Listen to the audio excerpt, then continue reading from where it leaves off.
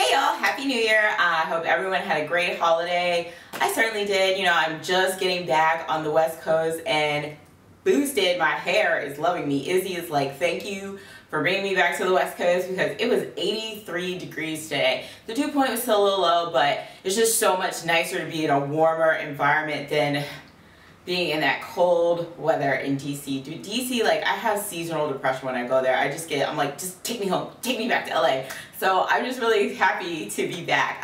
So anyway, I am doing this video because someone had asked me if I was going to do another photo montage of my hair over the past year like I did last year. And I told him no, because it took a really long time to compile all of the photos and like edit them and all that kind of stuff. And I have, you know, a pretty steady stream of videos and pictures up on my blog. So I just thought like the progression, you know, you can see it like that. But I did want to get on and do a video just with some lessons learned this year, in the past year with my hair. I feel like this year has been really integral to my natural hair experience, if you want to call it. So I just wanted to share that with you guys. So just a little bit about my hair. If you have been subscribed to my channel from the beginning, you can skip this part. But I stopped getting relaxers like around May, June of 2009, but I did not like do the traditional transition. I decided to cut my hair in a mohawk kind of style when I got the cut on the shaves. Not the shaves, what am I talking about? The sides and the back of my hair. So that was really short and natural, and then I still had relaxed hair because it would still get like wavy / curly up top. Then I had that shaved by mistake. Don't go to barbers in Baltimore and don't let them just decide to cut your hair without actually planning an appointment. But you know, it bees like that sometimes. Anyway, so then I got it cut one more time, and then I just decided to BC. So I had about an inch of hair when I did my BC because she evened it all up, and I believe the last trim I got was in November. Then my BC was on December 26, 2009. So that is the date I go by, and I just say like I BC to an inch. So here's a pic. Okay, so let's get to the lessons I have learned over this past year. So as my hair started to grow out, I realized that it was getting more difficult to wash it all together and style it all together because it's just, I have a lot of hair. My hair is very thick and my hair is also coarse. These strands are thick, so it's really difficult for a product to get on my hair when I'm styling my hair all at once. I can put something on the top of my hair and then lift up an underlayer and there will be nothing there. So the first thing I needed to do was start sectioning my hair. So I got those little alligator clips and I section my hair basically anytime I do anything. I have a video of my wash and go with me sectioning. I think that's from like, I don't remember what that's from, but that is still accurate. I section everything I do to my hair. I section when I wash it. I section when I condition it. I don't even get in the shower without my hair put up in sections. I'm working with 4 clips right now, and then I'll split it in 2 sections like in the back when I am doing my hair. But the amount of clips that you will use really varies on the thickness of your hair and also your length. So that was very important to me with my styling routine because then I could get, you know, the conditioner into my hair I needed to. It was easier to detangle my hair in sections rather than do it all at once because I don't have this big block of hair.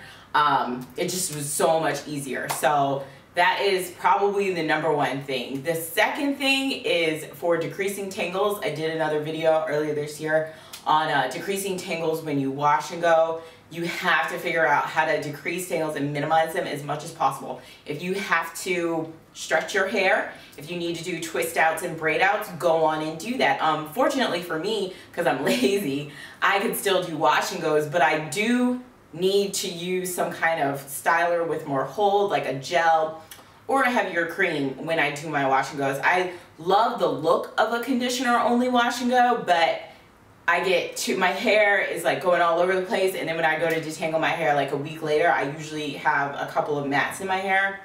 That's not the business. So it works for me to just use another styler. And also the sectioning will help you decrease tangles as well, which goes into my other point. Okay, so always protect your hair while you are sleeping. I'm not big on protective styling. I barely do them, but I always protect my hair when I'm sleeping. I either put it in a bun or a ponytail. I always sleep on a satin pillowcase. I use a satin scarf. Just because that is also going to, like if I'm laying down on my pillow and my hair's like this, it's just going to make it easier to get tangles. So if you pull it back, then you're not going to really get as many tangles. And that's proven to be really helpful for me as well. So make sure even if you don't want a protective style, at least do something when you go to bed, put your hair up. Make sure it's getting stretched or it's not going to be able to just ruffle all up and get all tangled. So that's another thing. What else? Another thing, products. I have seen some people kind of say some things. I do lurk a lot on forums. So I've seen people say like, well, I don't know how her hair grew and she uses so many products. Hello, newsflash, ding ding. Most products for hair have pretty much the same ingredients that are in the first 5, and those are kind of like the key ingredients. That's how much something is. Every time I use a product, it's usually like water, cetyl alcohol, cetyl alcohol, BTMS, like there'll be some kind of oil, and that's pretty much it. So I feel like even if you are using a ton of different products, you need to read the ingredients and see what you're doing. I don't like to shock my hair and go back and forth with a bunch of like really new things that have like totally different formulations, but a lot of them are really similar. They have little tweaks. The kind of specialty ingredients that they use varies a lot, but those are towards the bottom of the list, so those aren't as important.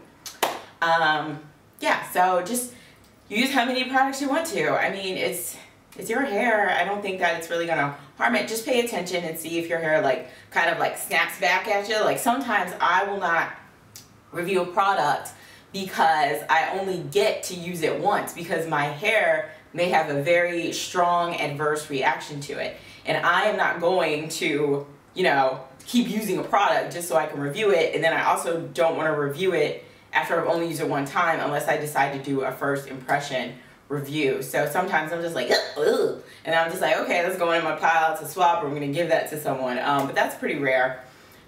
So yeah.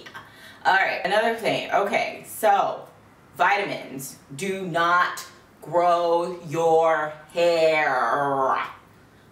Never, ever, ever, ever, ever. Okay, I have told people this ad nauseum. People are like, I need to get this vitamin because your hair grew so fast, or it looks like it made your hair thicker, blah, blah, blah, blah, blah, blah, blah, blah, blah, blah. That's awesome. And yes, I do feel like they can be helpful because a lot of the time vitamins contain things that our bodies may be lacking, but everyone's body is different. So if my body is lacking in iron, like I am anemic, I'm iron deficient. So I always take a multivitamin with iron.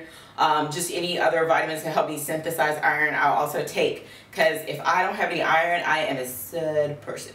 So that's me. So that's obviously going to affect, you know, my biological makeup and all that kind of stuff. Well, is that biochemistry makeup?